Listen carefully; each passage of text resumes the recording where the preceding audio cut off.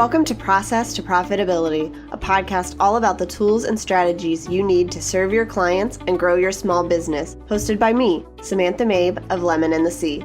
Join me as I chat with creative entrepreneurs and small business owners about how they built and grew their businesses and how you can do the same in a way that fits you. Let's get started. You're listening to episode 68 of Process to Profitability. Today I'm talking about interviewing your dream clients.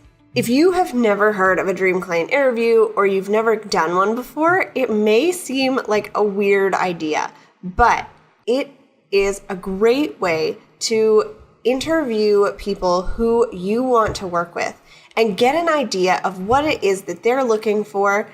So today we're going to be covering why interviewing your dream clients is good for your business, the basics of interviewing, writing questions that get to the point and give you what you need, getting ready for the interview, conducting it, and then what you should do once it's over.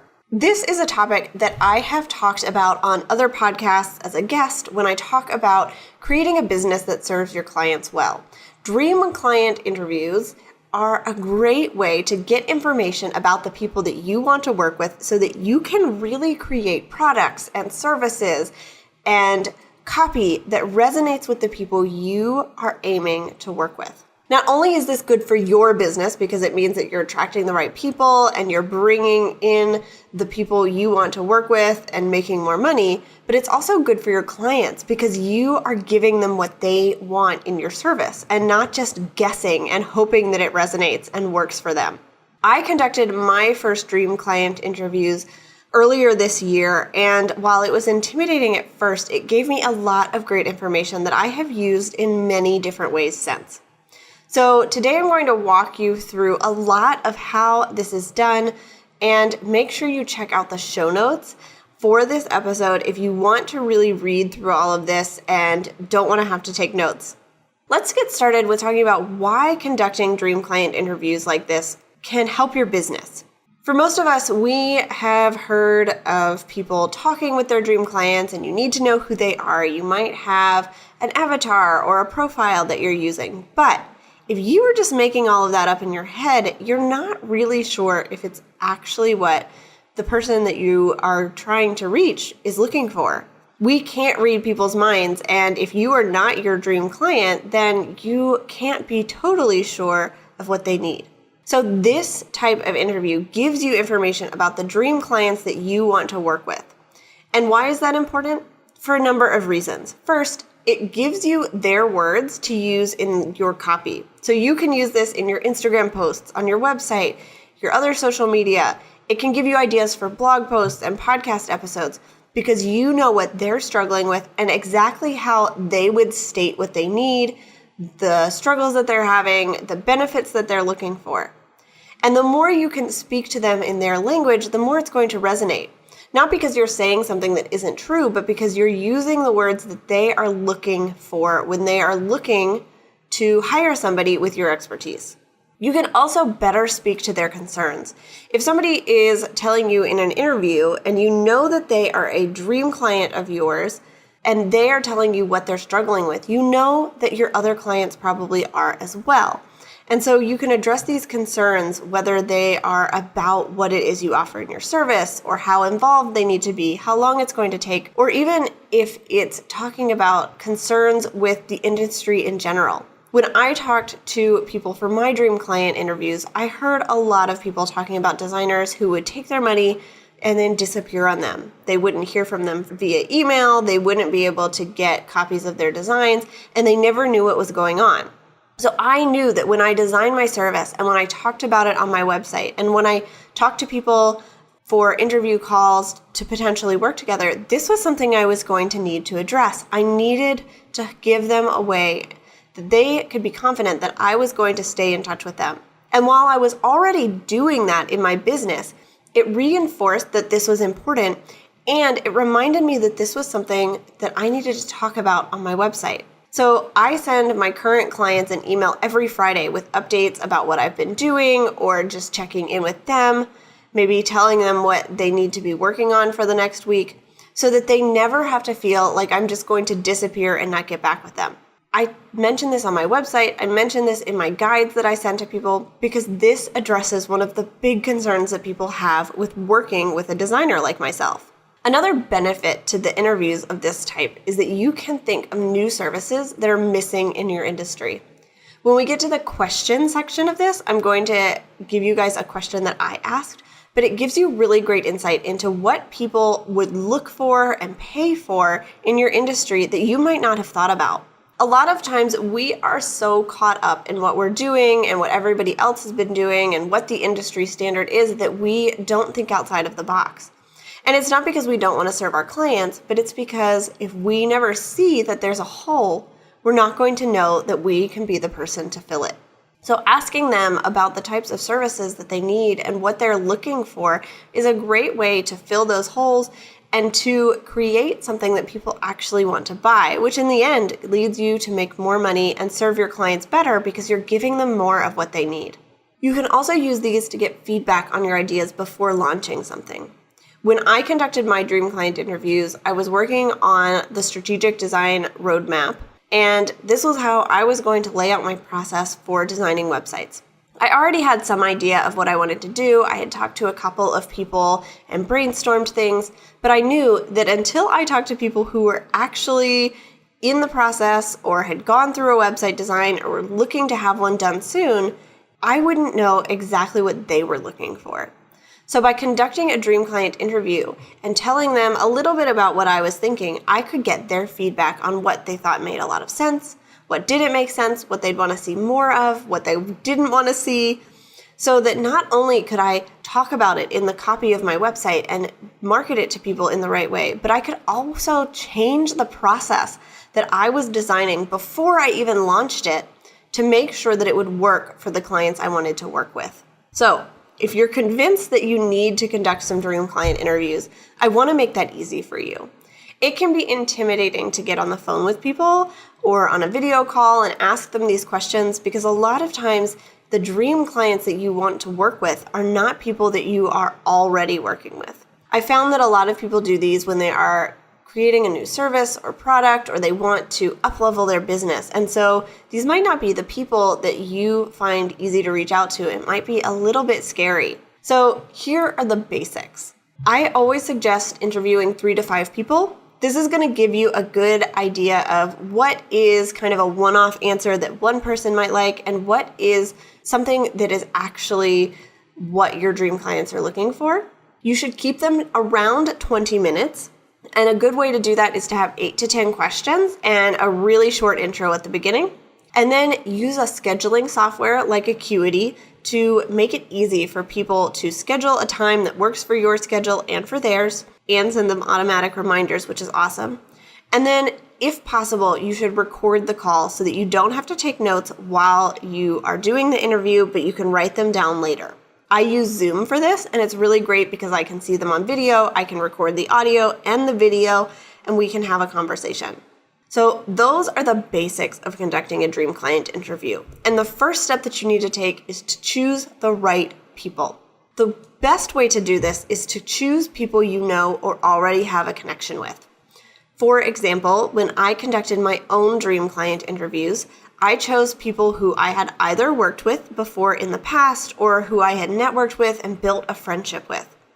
This made it really easy to reach out with them for connections because I knew that they already knew who I was, they could trust me, and I would be able to really write an email and reach out to them in a way that was genuine. I wasn't just asking for their help, I was offering them something as well. And of course, you want to choose dream clients. People you want to work with in the future or that you've loved working with in the past. The whole point of this is that you are looking to get information from the people that you want to work with moving forward. And so if you are just interviewing anybody who says yes, you're not going to get the best information. You need to narrow down on who you think that dream client is before you start reaching out to people. Once you know who it is that you are going to try to interview, you want to get prepared for the interview. So send your potential interviewees an email and ask them to schedule a time. You want to prepare them for what you're doing, but you don't need them to be prepared to answer the questions ahead of time. So in my email that I sent, It went a little bit something like this. I said hi. I included their name, of course. And then I included something personal, whether they had just had a life update or I had worked with them before. I made sure that I reminded them of our connection and that I saw them as a person, not just someone I could use to benefit my business. And then I asked them for their help.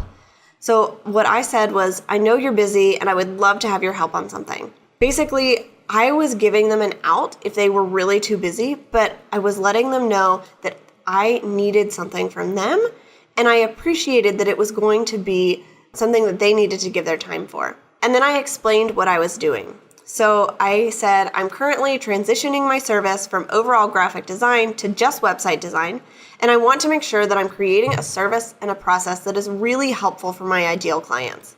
I think that you fit that mold, and I know your insights would be really beneficial.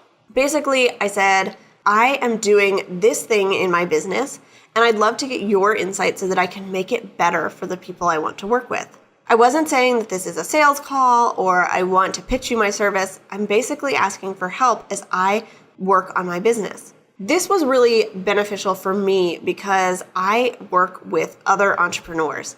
And so when I say I am working on a process for my ideal clients, they all understand what that means. They know that this is something that every business owner has to do. And generally, they were really willing to jump on a call or send me an email with answers so that I could get this information because they know that they're going to have to ask to do the same thing in their own business. If you don't work with entrepreneurs or business owners, you might need to word this a little bit differently.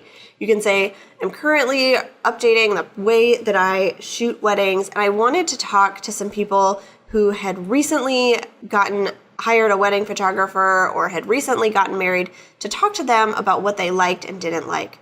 I would love to get your insights, but that would be really beneficial to my business. Make sure that they understand that this is kind of a favor and you're asking them for it, but you have thought about them specifically and you know that they would be helpful.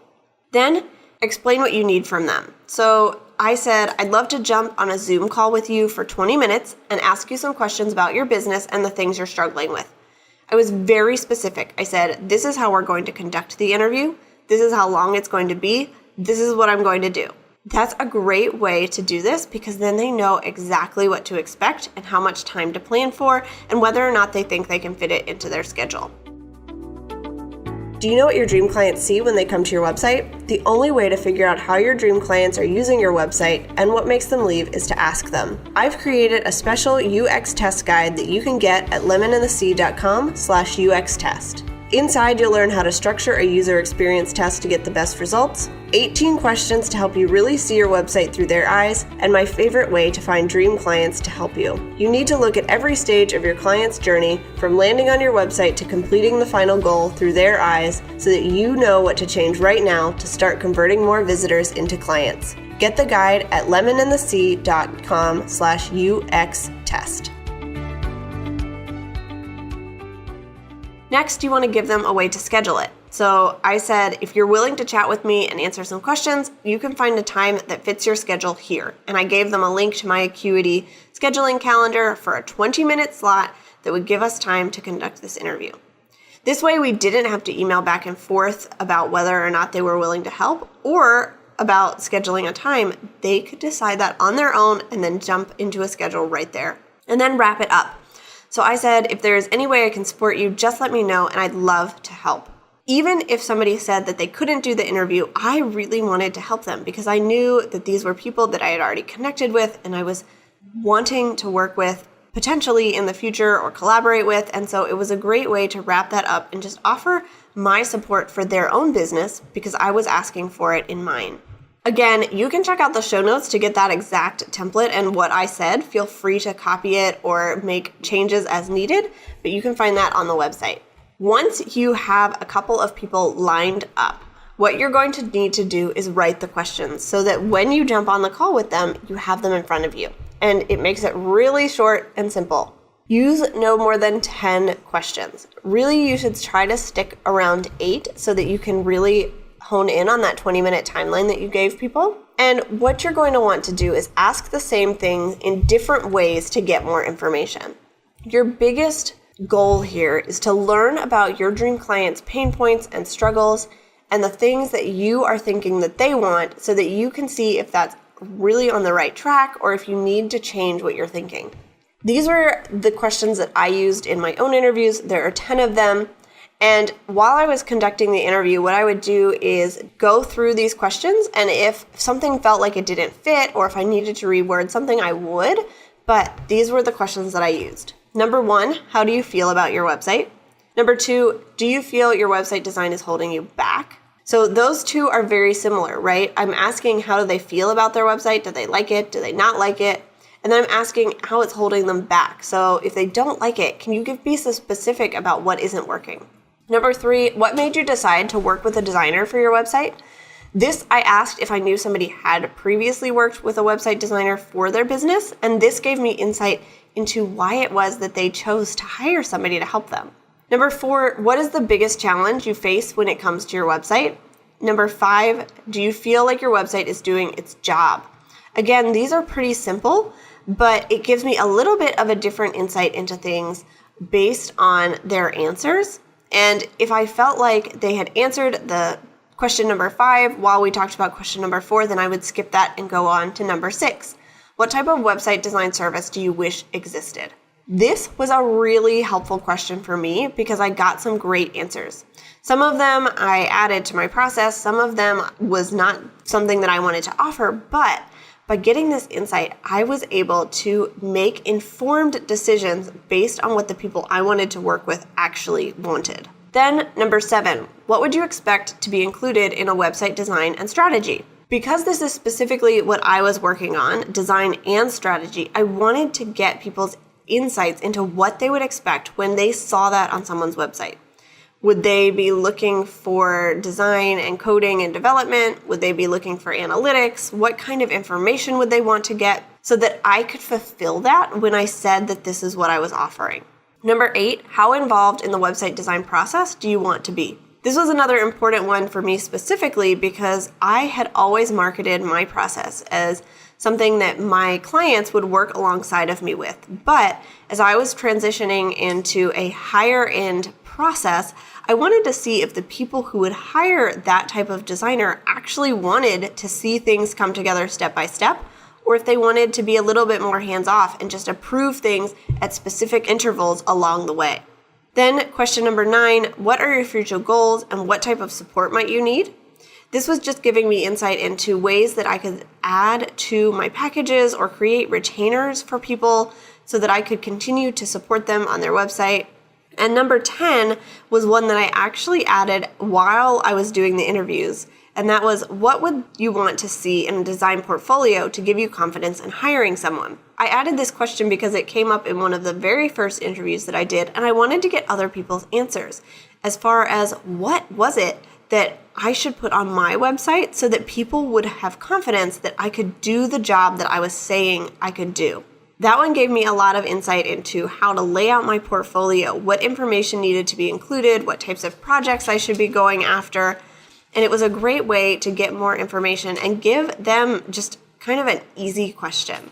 So once you have those questions down, now it's time to actually get on the call. This is what was the most nerve-wracking. I knew that I could send those emails, people would say yes or no, and I tried to make it as easy as possible. I had the questions that I wanted to ask, and I tried to make them insightful and easy to answer so that I could get the information I needed as quickly as possible. But now I actually had to conduct this interview, and I had never done that before. So if you are in the same boat, I totally get it. And that's why I'm going to tell you exactly what to do. First, of course, is to get on the call. You're just going to have to do it. They've already scheduled. You've got it all set up. You need to show up on time. Don't worry about things being perfect or having perfect audio and video and having all of your makeup on. Make sure that you look professional and be friendly, but just get on the call. Then really quickly remind them of what you're doing. Just tell them, thank you so much for being willing to do this. I just wanted to ask you some questions so that I could get insight as I am redesigning my process or offering a new service. Then ask for their permission to record so that you don't have to take notes. Basically, what I said here was, is it okay if I record our conversation so that I don't have to take notes while we're talking? Everybody said yes to this because it meant that I wasn't staring at a notebook trying to get everything down and missing things as we went. The benefit of knowing the people that you're interviewing, at least a little bit, is that they are more willing to say yes to these types of things because they know that it's going to help them to be able to have a more conversational tone, and they want to support your business. Then ask your questions. You have them in front of you and you can adjust based on the answers that they give you, but go through those questions. Make sure that you keep it conversational but quick, and then wrap up and thank them for their time. So make sure that you keep it to that 20 minutes, wrap it up for them, and thank them for joining you on the call. I did have a couple of people who I interviewed who were clients that I had recently worked with and still had a retainer. So once we were done with that part of the call, then we jumped into talking about what website updates they needed, and that was totally okay with me. I knew that that might happen and I had scheduled time for it. But just be aware that if it's somebody you've worked with before or a good friend, you might get a little bit off track. Try to keep that to the end just so that you have one string of things you need to listen to and not a whole hour of answers in between other conversation. Now your interview's over. So what do you do with this information? How can you actually use all of this information you got? And this step is so important because you can collect all of the information that you want. And so many of us do this, right? We collect webinars and downloads and opt-ins and designs files if you're a designer like me, but we never do anything with them. So here is what I did to make sure that I was actually using this information. The first thing I did was send a thank you email. I also included a $10 Starbucks e-gift card in it, but you don't have to do that. Just make sure that you thank them again for their time and offer your support if they have anything that you can help with. Then transcribe the interview. Because you recorded it on video, you don't have notes, but you can send it to a transcription service or you can listen back through it and write down what they said. But here's the thing, you don't want to summarize things. You actually want to transcribe it because what you're looking for is their keywords and the things that they specifically said. Then make notes. What I did was I transcribed all of my interviews, and then I have created 4 documents. One for common answers, so I had all of the questions listed, and I would pull in the answers for each of those from all of my people so I could see them in one place. And I would refine those down to something that I saw repeated over and over again. My second document was keywords. So what were words that they were specifically using that would help me to reach out to them in my SEO? So these were not conversational words, but these were the words that they might use to Google a service like mine. Number 3 was notes. So in my conversations, I had a lot of people say, well, I would really like this, or I would really like that. And it didn't feel like it belonged anywhere else. So these were notes about things I could make changes to or add to my process that didn't need to be included in website copy, but they were things for me internally. And the 4th was a word bank. So I went through these interviews and I saw the words that they were using, the struggles that they were having, and I created a word bank for my clients so that I could have their words on my website, in my social media. And I have all of these on Google Drive so that I can refer back to them over and over again. And then the last step here is to use that information. So you've transcribed the interviews, you have these documents, now you need to use it. Here are a couple of ways that I used this information for my own business. The first, and this was most related to the reason that I set up the interviews, was to update my packages. When I first started these interviews, my idea was that I was going to offer one package, and that was it. It was going to follow a process. You could add on if you needed e-commerce, but everybody was going to go through the same thing. What I learned was that there were going to be people out there who needed something like a website customization, which I now offer, for a website that they've already designed, but they just need a little bit of help. And nobody out there was offering something like that. So I made sure that I added it to my packages. I also used this information to update my process that I was laying out so that I could be clear about what I was including for my clients who said, this is what I really need to see in order to invest in a website design like this. You can also use this in your social media captions. So when you talk about your product and your service, or you talk to your dream clients about what they're struggling with, you can use their words. And that's a great way to connect with them because it means that you know what they actually need. The next way is on your website copy. I did not rewrite my entire website after these interviews, but I did go through my copy and I changed things so that I was really addressing the pain points and the questions that my dream clients were having so that I could give them more confidence in working with me. And finally, I used this information in my onboarding emails. So when I set people up to start working together, they get a series of onboarding emails that just reaches out to them. And I could use this to craft those emails so that they would, again, have the confidence that they had hired the right person. So what can you do? If you think that this is a great idea, but it seems really overwhelming, here are 3 action steps you can take to get started. Number 1 is to make a list of past clients and people you know that you would like to interview. That's it. Make a list. Number 2 is create a list of questions to ask. You can brainstorm these questions, get them all ready to go. And number 3, send an email explaining what you're doing and asking for their help. Again, in the show notes for this episode on my website, you can find the exact email template that I used if you want to copy that, or you can write your own. But either way, just write that email and hit send. If people say no or don't answer, that's okay. It might happen. But you are going to be surprised at the number of yeses that you get.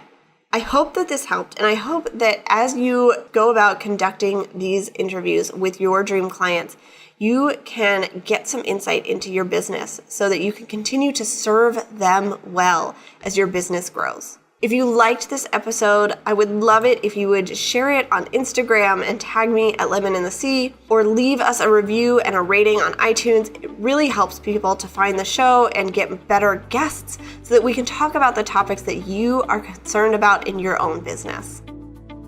Thanks for listening to Process to Profitability. Please take a minute to leave an honest review in iTunes so that I can help more small business owners and creative entrepreneurs find the show.